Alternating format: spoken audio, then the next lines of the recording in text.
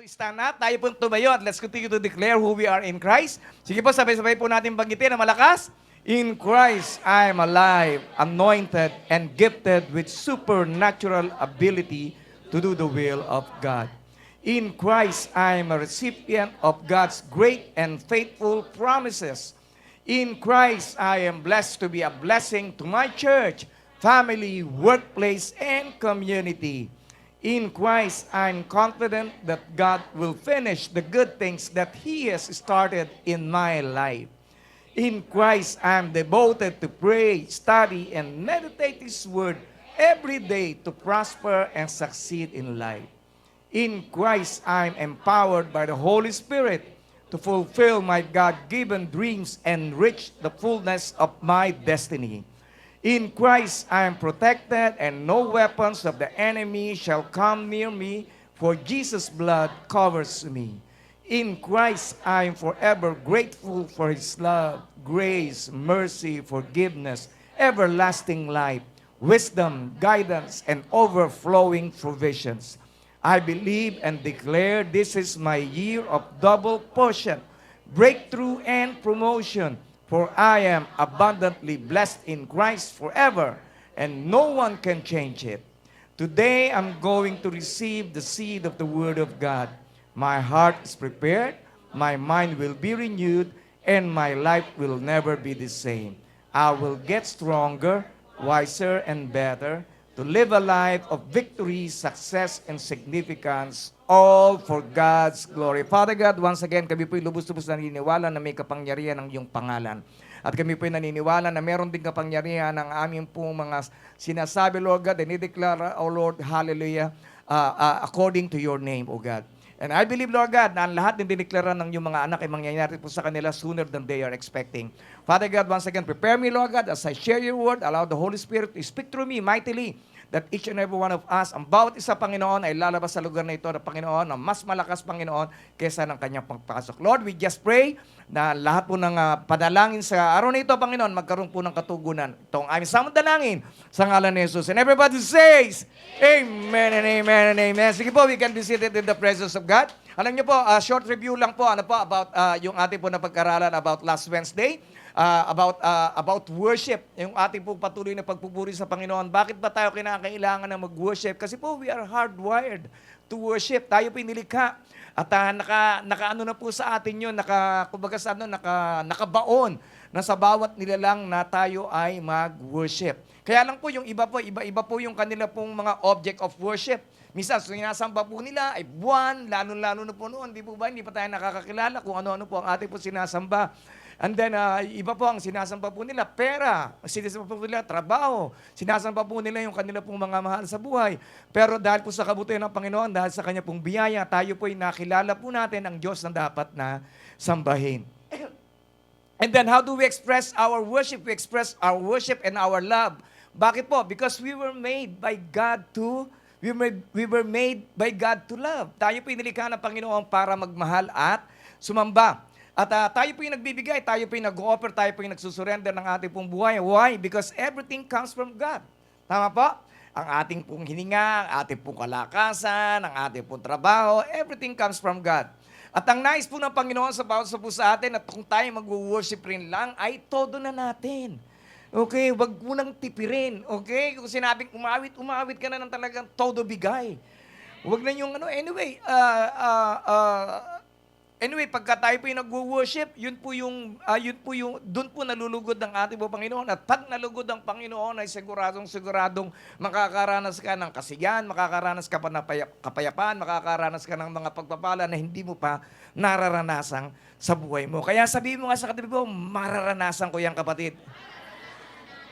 Okay? And then we worship. Why? We worship. At tandaan po natin palagi, ang panonood po ng worship, service is not really worship at all. Yung nanonood ka lang. Bakit? Kasi po pwede kang manood ng worship habang ikaw ay kumakain. Pwede kang manood ng worship habang ikaw ay kumakain ng popcorn. Okay? Pwedeng ikaw ay worship habang ikaw ay nasa CR. Tama po? Pero ang tunay na worship, na nais po ng Panginoon, yung talaga yung total na focus ay nasa sa Kanya.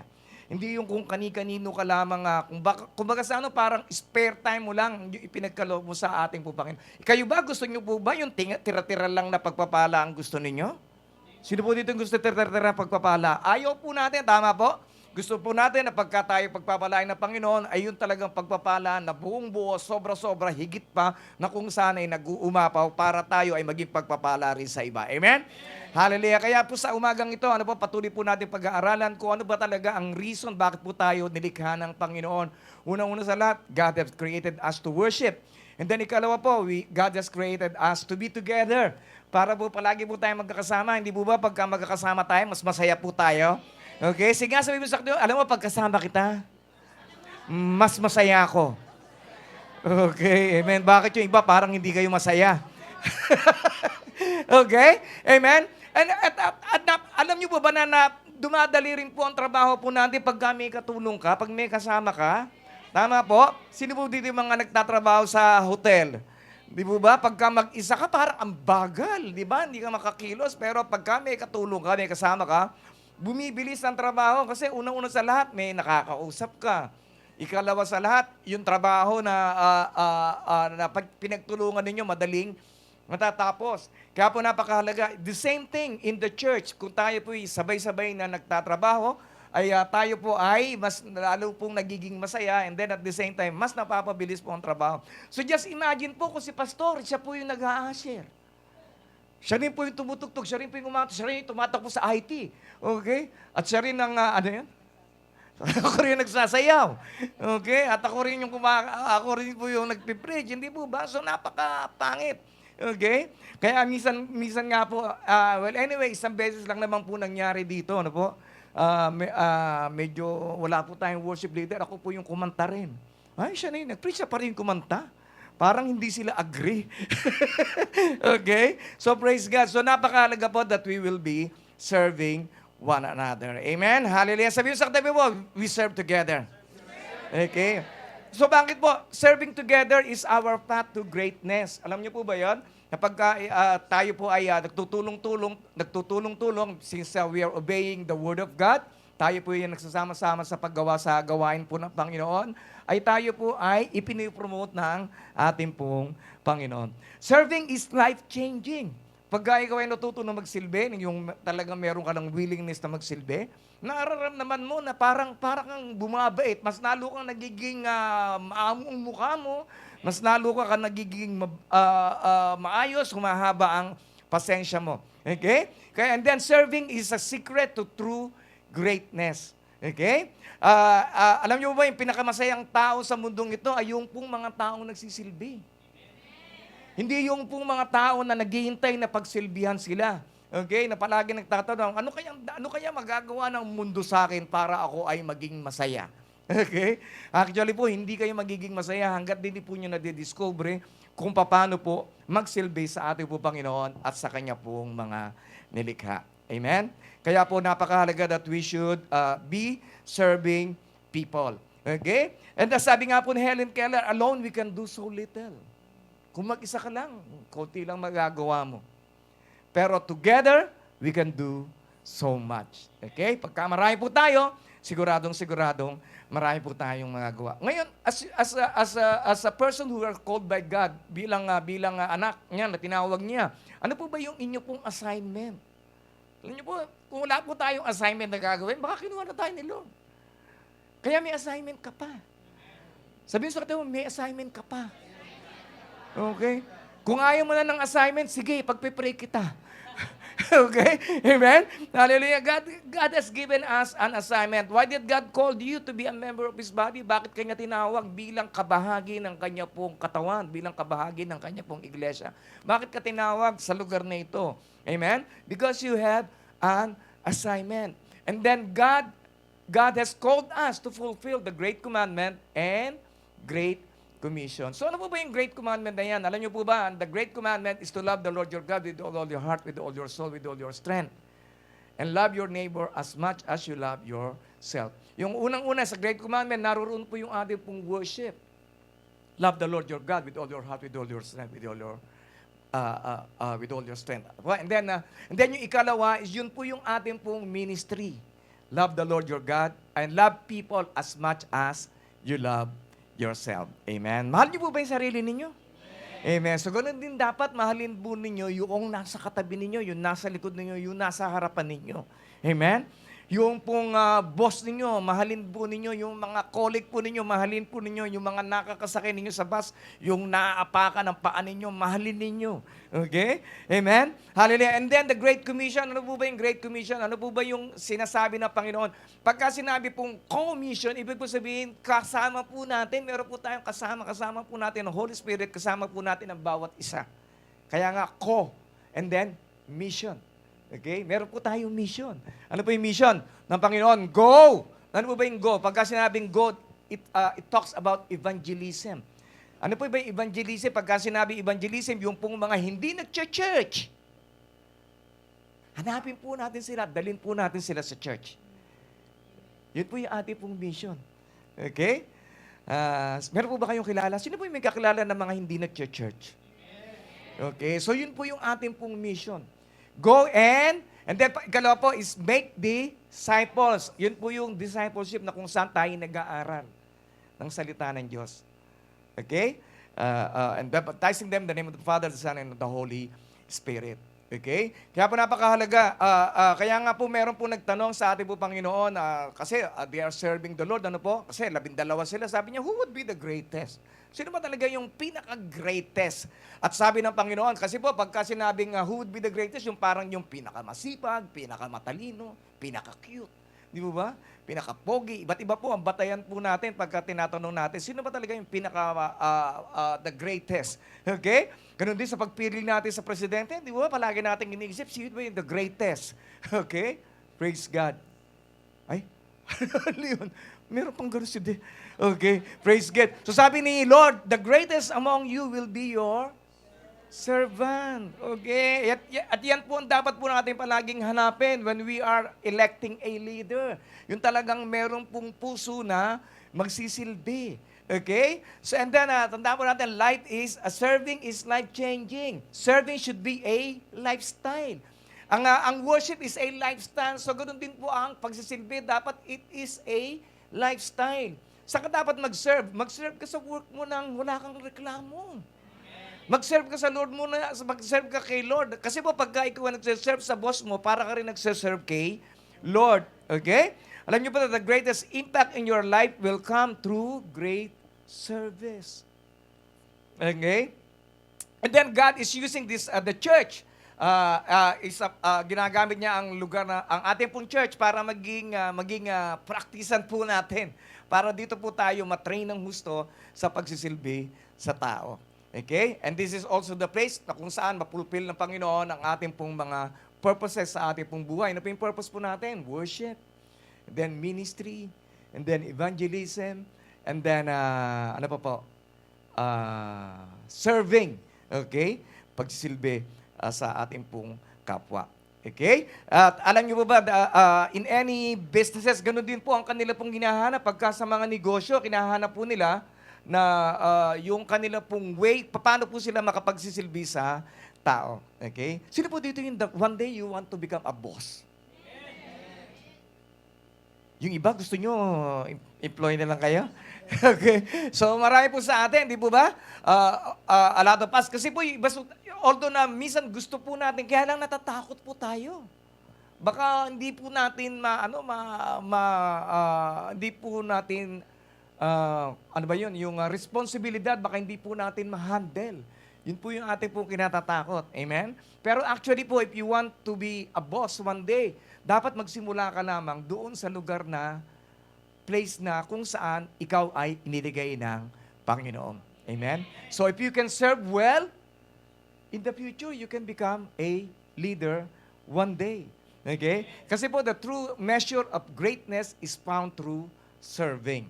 Okay? Kaya po napakahalaga that we should know. And to be a good boss, para po kayo maging mabuting boss one day, you need to serve those who are working for you. At lahat po ng mga negosyo, alam po yan, ano po? If you're gonna be a good business, kung gusto mo ng masaganang negosyo, of course, you need to serve your customer ng maayos. Sabi nga, hindi ka nga po pwede makapagtayo ng isang magandang negosyo kung hindi ka pwede magtayo ng negosyo kung hindi ka marunong ngumiti. Tingnan mo nga yung katabi mo, marunong bang ngumiti yan? Okay, so makapagninegosyo yan. Okay? Amen? Hallelujah, praise God. O hindi yan makangiti dahil ikaw ang katabi. Okay? So praise God. Alam nyo ba, there's a study, there's a business reviews that says, learn to be a servant leader. Sabi po doon sa may business review, ano po? And then sa Forbes naman, Forbes magazine, sabi doon, customer service is the new marketing. Kaya kung marunong ka mag-serve, ibig sabihin, yun yung pinakamatinding marketing mo. Okay? So if you will start a business one day, start with the question, how can I serve my customer well? Okay? So yun po yung una punta natin talong. Paano ba ako makapagsisilbi? Hindi yung kita ka kagad. Dollar kagad ang nakita. Ito, pataka to pagka nakikita ka ng tao. Okay? Amen? Hallelujah. Kinakailangan, we should be aiming for good service. And then, remember, good service precedes good profits. Okay? Kaya po napakahalaga that we should start implementing, patuloy po tayo magbigay ng magandang serbisyo doon po sa mga taong ating pinagtatrabuhan, and especially here in this church, na kung saan that we should be serving one another. So why did Jesus came in our world anyway? Bakit po ba napunta ang ating Panginoon? Of course, He died for our sins. Isa po yun, ano po? And then the other reason po is for even the Son of Man did not come to be served. Hindi po siya nagpunta po sa mundo para pagsilbihan lamang. Amen? But to serve. So yun pong layunin po natin. Kaya po ang tawag po natin sa ating pong meeting is worship service. Okay? We worship God and we serve one another. Amen? To serve and to give His life as a ransom for many. So, sino pa dito yung gusto nyo maging masaya kayo sa buhay ninyo? Okay. Yung iba ayaw ninyo? Sino pa dito yung gusto maging masaya sa buhay ninyo? Ayan, lahat po tayo, hindi po ba? Hindi naman po pwede na gusto mo manood ng sine, hindi gusto kong manood ng sine kasi gusto kong maging malungkot. Di ba? Hindi naman po pwedeng gusto mong mag-browse ng Facebook kasi gusto kong maging malungkot. Di po ba? Yun po yung ano po natin, yun po yung naka-wire po tayo na kinakailangan na tayo po yung maging masaya. If you want to be happy, if you want to be fulfilled, serve others. Yan po yung fulfillment. Maaaring hindi po natin maunawaan. Ako rin po, hindi ko po maunawaan po yan bago po ako pumasok sa Bible School. Ano yun? Magsiserve na ako. Gagasta pa ako. I-give up ko pa yung trabaho ko. And then, magsiserve lang ako sa iba. Wala namang bayan. Hindi ko maintindihan yun. I only understood nung ako ay nasa pagsiserve na. Amen? Hallelujah. Kaya sabi mo sa katabi mo, mag-serve na tayo. Okay? Para maunawaan natin na talaga masaya pala ang mag-serve sa tao. Okay? And then, ano pa ba? And then, you want to be, and then serve others. And then, at alam niyo pa, God has entrusted you. Okay? Meron pinagkaloob po sa atin ng Panginoon, meron pinagkatiwala po sa atin ng Panginoon that we should be giving. Unang-una sa lahat, ang ating pong oras. You want to have long life? Sino po dito magmahaba buhay? Okay, serve others. Use your time to serve others. Okay? Gusto niyo pa ma-discover yung mga talento po ninyo? Alam niyo po, God has given us a lot of gifts na hindi pa po natin na-discover sa ating pong buhay. Bakit? Kasi yung alam mo na dapat na i-offer mo, yung abilities mo, yung gifts mo na dapat na i-offer mo ay hindi mo pa ginagamit. So, paano mong ma-discover yung iba pang mga giftings mo?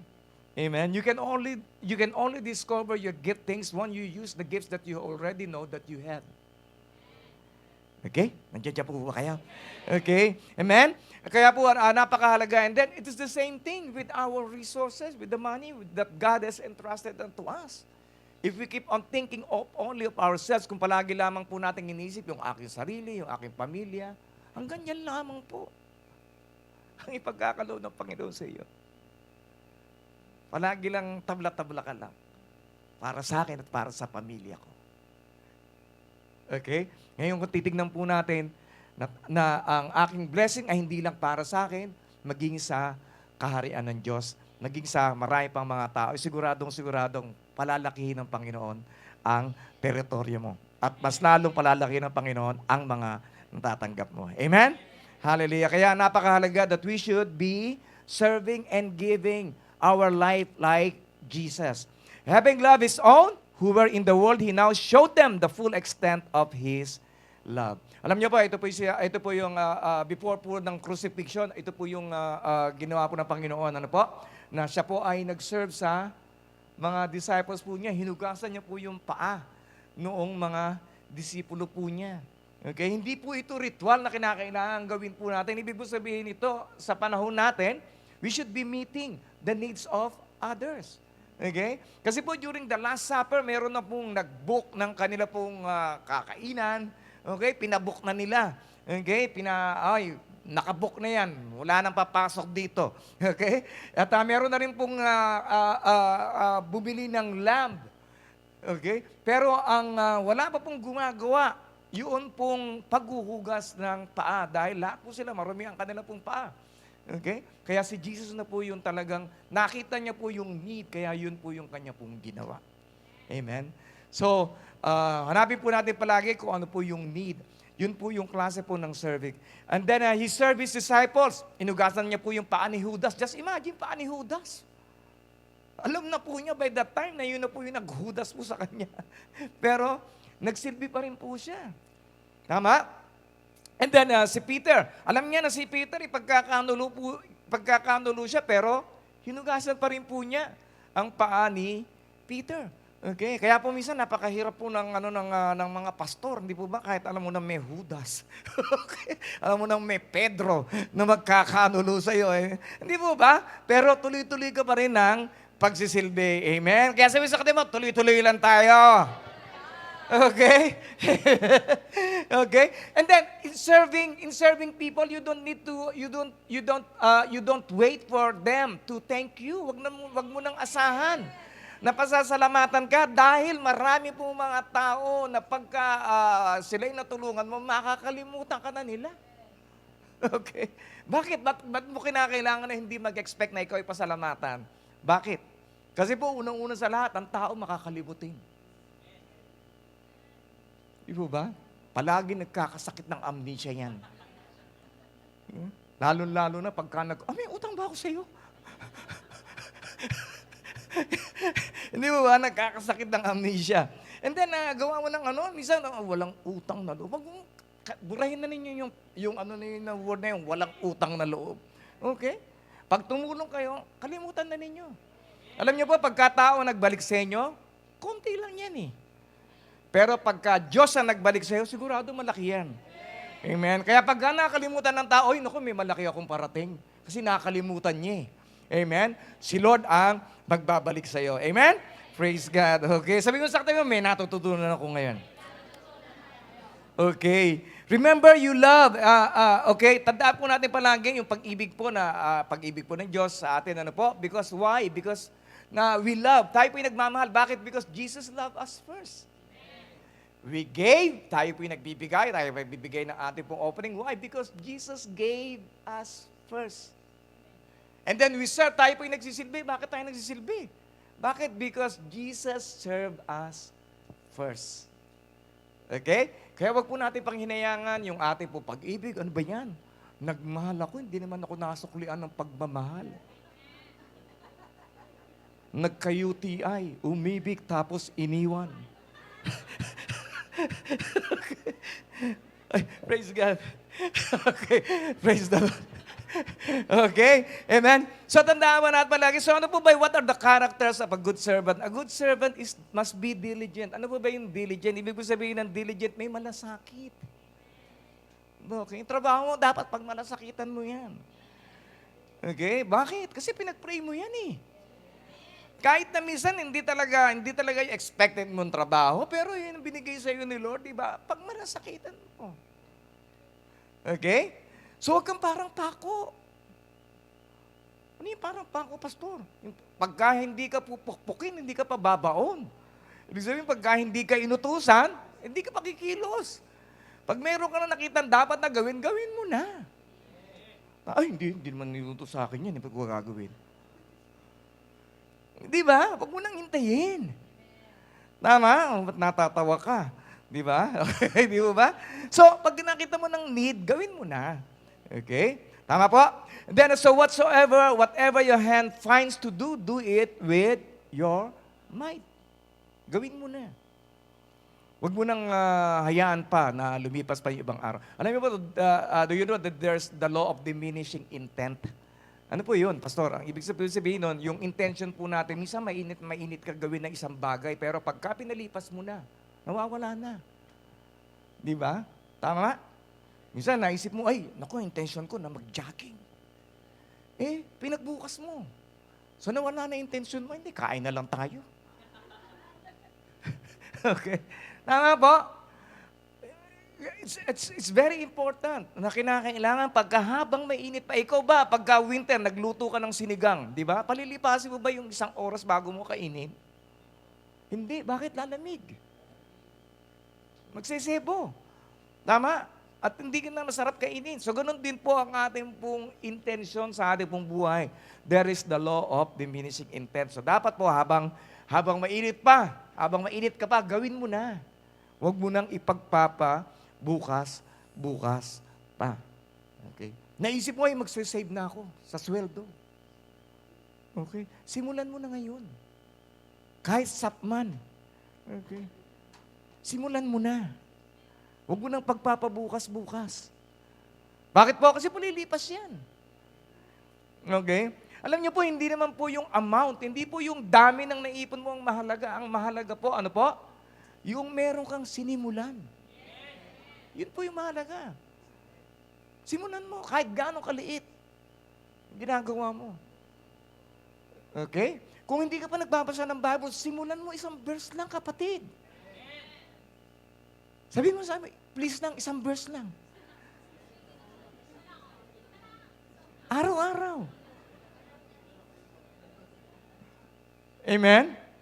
Okay, so, let's do something, okay, na para wag pong mawala yung ating pong intention, okay? Okay, kasi po kung every good intention is useless without an action. Ganda ng intention mo, ay, naku, papatayo ako ng church. Okay? Ako'y mag-hire ng mga worship leaders, na mga galing. Okay? Start it with your offering. Kapatid. Okay? Amen? Ngayon, Proverbs 10:4, a slack hand causes poverty, but the hands of the diligent makes rich. Okay? So ano po ba yung kaaway po ng pag-asenso? Unang-una sa lahat, they love pleasure. Yung mahal na gusto po nila palaging pasarap sa buhay. Okay? Yun po yung mga hindi po pagpapalain ng Panginoon. Ano pa po? Yung lack of discipline. Walang disiplina. Walang disiplina sa paggising, walang disiplina sa pagbabasa, walang disiplina sa pananalangin, walang disiplina sa pagkain, walang disiplina sa maraming mga bagay. And then, ano pa po? Neglect of God's law. Pinababayaan po natin, sinabi na ng Panginoon, batas ko nga yan, hindi mo naman sinusunod. Tama? Sa Proverbs 11:24, give freely and become more wealthy. Be stingy and lose everything. Yan po palagi pong buzzword ng church na ito is about generosity. Dahil sa pagiging generous lamang, ikaw aasenso. Ulad ang iyong buhay. Amen? Hallelujah. Stingy po is kuripot. Okay? Tagalog na stingy and lose everything. Minsan sa kakakuripot mo, di po ba? Nawala lahat. Meron nga pong isang story about Malaysian. Matanda po sila pareho. Alam niyo po ba, dahil sa kakuriputan po nila, tinabi po nila yung kanila pong pera. Nilagay po nila sa lata. Okay? And then, nilagyan po nila ng goma yung siyempre, bungkus-bungkus na pera. Ano po?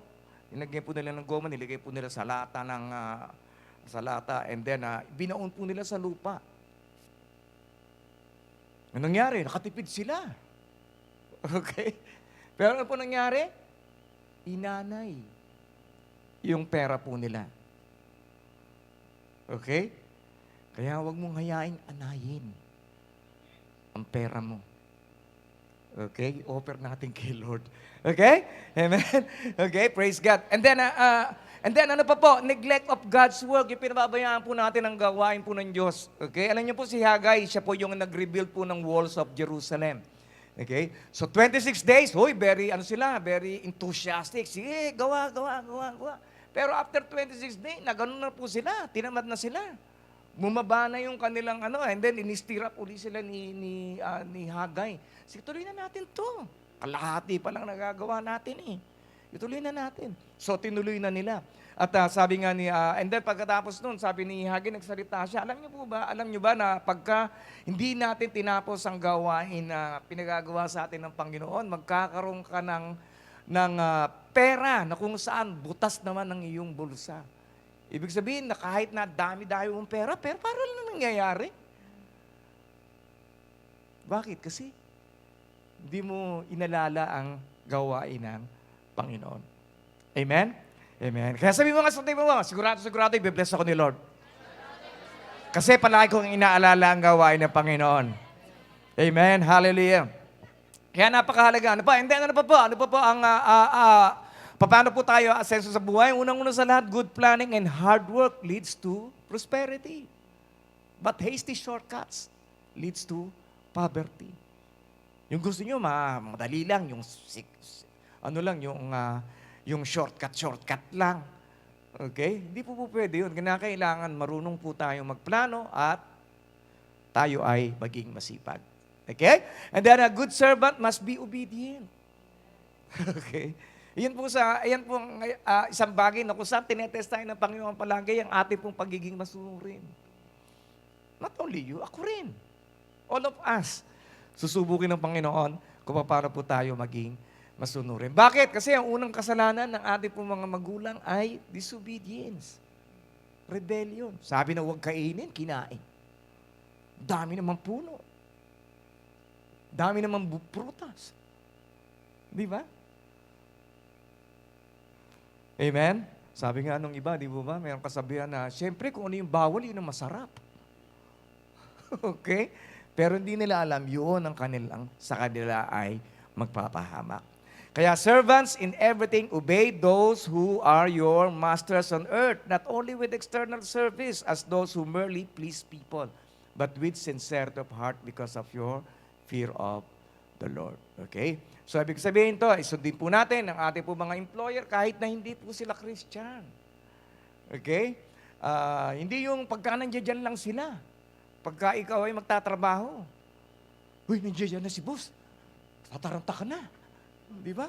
Tutulak mo pa yung gumagawa. Hindi, para ikaw makakita ang gumagawa. Okay? Amen? Hallelujah. Hindi, wala ka namang pawis. Sinusaw mo yung kamay mo sa tubig. Kunyari, hingal na hingal ka. Okay? Amen? So, hindi lang external services, those is merely pleasing people. Yung pakitang tao. Di po ba? But with sincerity of heart because of your fear of the Lord. So the greatest motivation, mga kapatid, ay yung takot sa Diyos. Pag may takot ka sa Diyos, ay siguradong. Ikaw ay palaging motivated. So ano po ba yung mga bad servant? Yung mga bad servant, they are disobedient. Di po ba? Sinabi ng gawin mo to, iba yung ginawa. Tama, magluto ka ng sinigang, nagluto ka adobo. Magwalis ka sa beranda, nagwalis ka sa labas. Sunduin mo yung anak, yung baby, yung bata, and then naglabas ka ng aso. Hindi po ba? So napakahalaga that we should become a good servant. Okay? At hindi po sila ang bad servant, tamad. Diba? Sabi mo nga sa katabi mo, hindi tayo yun. Okay? And then they are dishonest, and then they are quarrelsome, palaway. Mahilig ng away, mahilig sa gulo. And then they are never discontented. Hindi po sila mapakali. Palagi po silang hindi kontento sa kanila pong sarili. Okay? Sa sweldo. Okay? Amen? Hallelujah. And then they refuse correction. Ayaw po nila magpatama. Naling mali yan. Hindi, tama ito. Okay? Kaya nga po ang example po si Gehazi. Si Gehazi, ayun po yung alalay po ni Elijah na kung saan ay si Elijah kasi meron po siyang ginawa milagro sa isa pong sundalo, ano po? And then hindi po siya tumanggap ng kahit na ano, pero si Gehazi, naging gahaman. Okay? Sabi niya nga, sayang naman. Itong buso talaga, anga-anga to eh. Binibigay na nga, ayaw pang kunin. So ang ginawa niya, hinabol niya. Nagsinungaling siya, sabi niya, sabi ng boss ko, ibigay mo na raw yung binibigay mo sa kanya. Dagdagan mo pa. Okay? Anong nangyari? Pagbalik niya doon sa post niya, ayun, nagkaroon siya ng sakit. Okay? Kaya napakahalaga that we should not refuse correction. Okay? Then, so how to motivate yourself during work? Paano po ba tayo mamomotivate pagka tayo pinagtatrabaho? Una-una sa lahat, work willingly. Palagi mong isipin na ang trabaho ay galing sa Diyos. Ang trabaho ay regalo ng Panginoon sa iyong buhay. Bakit? Kasi po napakarami pong mga kababayan po natin, wala po silang work, pero may trabaho ka. Hindi lamang po kababayan po natin, even the locals. They don't have to work. Kaya every time that you will be going to your work, you must be thankful. Panginoon, maraming salamat sa trabaho ito. Amen. Hallelujah. Work willingly at whatever you do as though you were working for the Lord. Palagi mo isipin, si Lord ang pinagsisilbihan ko. Si Lord ang pinagsisilbihan ko. Si Lord ang pinagsisilbihan ko. Okay? Kaya minsan kahit demonyita yung inyo pong mga basta si work ang pinagsisilbihan ko. Okay? Amen. Hallelujah. You are serving as if that you are serving the Lord. Kahit na po hindi po masyadong maayos ang inyo pong mga boss. And then a good servant must be respectful. Dapat tayo ay marunong pong magrespeto. Okay? Kasi what we sow is what we will reap. Kung ano yung tinatanim, yun din yung aanuhin. Hindi lang naman to sa ating mga employer, kahit po yung mga anak po ninyo, irespeto po natin sila. Kahit maliliit pa sila. Kasi po, pagka nirerespeto mo sila, one day irerespeto ka nila. Tayo po yung modelo po nila eh. Tama? So lahat po, we should be respecting. Of course, all of us here, we should be respecting one another. Kakambal po ng pag-ibig ay pagrespeto. Okay? So you who are slaves must accept the authority of your masters with all respect. Do what they tell you, not only if they are kind and reasonable, but even if they are cruel. So why do you need to be respectful? So that you will not bring shame on the name of God and His teaching. Okay, as a Christian, ano po? Alam niyo po, unang-una pong tinitingnan po ng tao sa atin ay born again yan. Kasi babantayan na nila yung kilos mo. Babantayan na nila yung sasabihin mo. Okay? Di ba? Pagka sinabi niyo, born again yan. Pero nagtataka ako, iglesia yan. Hindi naman po hindi sinasabi yun, di po ba? Pero pagka born again ka, talagang nakatutok ang mata nila sa iyo. Tama? Amen? Kaya po napakahalaga that we should be respectful. Tayo po ay maging magalang. Okay? Praise God. And then, if the masters are believers, that is no excuse for being disrespectful. Mas lalong-lalo na pagka-Christian ang yung boss. Okay? So, dapat mas lalo po tayong maging maayos. Mas lalo mong pagbutihin ang yung trabaho. Huwag natin sabihin, hindi, kaya mo na. Christian naman yan. Okay, maunawaan ako niyan. Mali. Di ba? Supervisor, Christian yan. Okay lang. Mali. Dapat mas lalo nating pagigihin ang ating trabaho. Okay? So those slaves should work all the harder because their efforts are helping other believers who are well-loved. Okay? And then a good servant must be faithful. Sino po dito yung gusto nyo pagkatiwala pa kayo ng Panginoon na marami? Okay, because he who can be trusted with little can be trusted with much. Siya na pagkakatiwalaan ng maliit ay yung pagkakatiwalaan ng malaki. So yung mga maliliit na pinagkatiwala sa atin ng Panginoon, ingatan po natin. Okay? Trabaho, relationships, ingatan po natin. Okay? Pera, konti pa lang yan. Anong mangyayari dito? Parang kukunti lang naman ito. Paano pa dadami ito? Ingatan natin. Okay? Kaya kahit sapman na lang yan, ingatan mo. Di ba? Okay, so if you want to trust, if you want God to trust you more with time, alam niyo pagka inalim sa Kanya yung oras mo, hahaba ang buhay mo eh. Kasi nagpapagamit ka sa Kanya eh. And then, And then when you trust God with your talent, madidiscover mo pa iba pa mga talento. Minsan, magugulat ka, ay, may talent pala ako. Okay? And then, finances, what you need to do is to show God that you can be trusted with what you have now. Okay? Kung pakita natin sa Diyos na mapagkakatiwalaan tayo sa mga bagay na pinagkatiwalaan niya sa atin.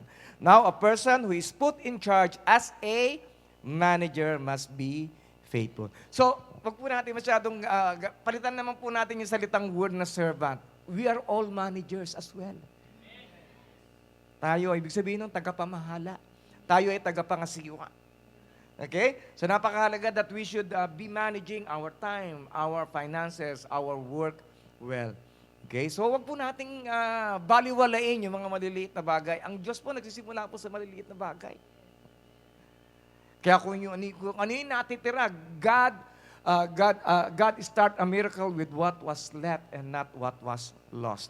Okay? Kung yun mga nawala, wag mo na intindihin yun, nawala na eh. Tama? Kawalan nila yun kung nawala sila sa buhay mo. Hindi mo kawalan yun. Sabihin sa katabi mo, hindi mo kawalan yun. Okay? Amen? Hallelujah? Mas nalo kang ibe-bless ni Lord. Okay? Kaya wag mo nang, wala na. Okay? Amen. Hallelujah. Praise God. Okay? Hindi mo sila kawalan. Kawalan ka nila. Okay? And then a good servant, must be teachable. So ano ba yung teachable? Kinakailangan marunong po tayong mag-accept kung mali tayo. Kinakailangan matuto pa tayong mag-aral. Matuto pa tayong makinig. Matuto tayong ibalanse po natin kung ano po yung mga ating po narinig. Baka naman, ang tagal-tagal na, tuloy-tuloy mo pa rin ginagawa yung mga pagkakamali mo. Kaya tataka ka, bakit ba? Hanggang ngayon, wala pa rin pagbabago ang buhay ko. Amen? Alam niyo po, ang computer, kung isa lamang po yung mali sa program, hindi po andar. So it's the same thing sa atin. Baka naman, mali-mali na yung sistema ng pag-iisip mo. Meron ka na kinakailangan na baguhin. Amen? Okay, sistema ng pagsasalita mo. Wala sa akin, buhay, ang hirap-hirap ng buhay. Yung asawa ko, visit yan. Hindi po ba? Yung mga anak ko, mga pasaway. Hindi po ba baka naman kinakailangan mo nang baguhin yung mga sinasabi mo? Tama? Hello? Okay, amen? So, kung wala kang babaguhin, walang mababago. Ganun lang kasimple. Okay? So, tatlong bagay, yung area na dapat po nating pag-isipan na pwede baguhin yung ating pong iniisip, yung ating mga sinasabi, at yung ating ginagawa. Okay? Kung ikaw ay palaging nalilig sa trabaho, baka naman kinakailangan kang gumising ng mas maaga.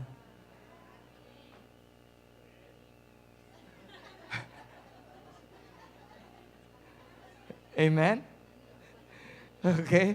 Kung alam mo nang nadadagdagan ka na ng weight, baka naman kinakailangan magbawas ka ng... Amen?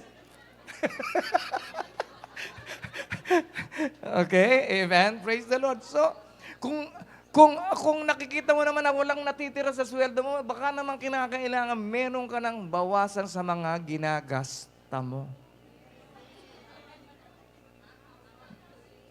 Tama? Okay? Amen? Okay? Mahal niyo pa po ba ako? Okay. Praise God, because we should be teachable. Hindi lang naman po kayo tinatama ng Panginoon, ako rin tinatama rin ni Lord. Marami. Okay? Kaya Proverbs 9, sabi, give instruction to a wise man. Okay? Ibig sabihin, hindi lang ibig sabihin lalaki to, no? Lahat po tayo. Give instruction to a wise man and he will become even wiser. Okay? Kaya kayo matatalino kayong lahat. At lalo pa kayong tatalino.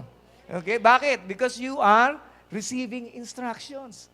Okay? Then teach a righteous man and he will increase his learning. Okay? So ilan po sa atin dito yung gusto niyo magkaroon ng pagbabago niyo pong buhay? Amen. Sige po, tayo po natin tumayo. Let's all stand up. Hallelujah. Father God, once again, we just want to thank you, Lord God, for you are our great teacher. Ikaw ang amin pong dakilang guro na siyang patuloy na nagtuturo sa amin sa lahat ng aming pong mga pagkakamali. Lord, continue, Lord God, to give us a teachable heart. Na kung saan, kahit man masakit, Panginoon, ay matanggap po namin ang pagtatama na nagmumula sa iyong salita, na nagmumula, Panginoon, sa iyong lingkod, na nagmumula, Panginoon, sa aming pong mga leader, sa aming pong mga employer, sa mga tao, Lord God, na nauna po sa amin sa pananampalataya. Lord, teach us, Lord God, to be faithful in all the things that you have entrusted unto us. Turuan mo kami na maging tapat sa aming pong trabaho, sa aming pong paghawak ng salapi, sa aming pong pagmamanage ng aming pong oras. Teach us, Lord God, to become a good parents, to become a good mother, to become a good father, to become a good employee, to become a good colleague.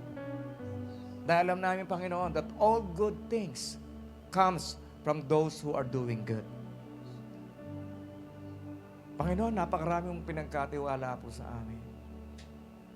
And help us to maximize everything that you have entrusted unto us, to use it all for your glory.